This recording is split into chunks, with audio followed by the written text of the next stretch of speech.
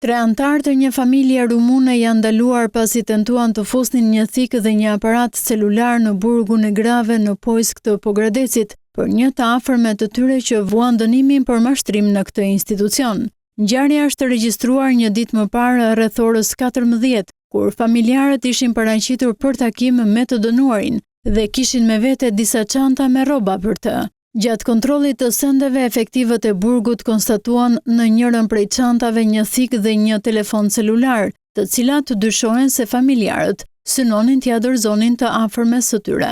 Pas konstatimit, 3 shtetasit rumun, të cilët kishin mbërritur në Shqipëri 2 ditë më parë, janë ndaluar dhe marrë në pyetje në praninë e avokatit. Për hetimin, janë administruar edhe pamjet e kamerave të sigurisë. Mbetet ende e paqartë përse krahas telefonit, familjarët kanë tentuar të fusin edhe thikën në ambientet e burgut. Sipas burimeve, e dënuara nuk rezulton të ketë pasur probleme apo konflikte me të burgosurat e tjera.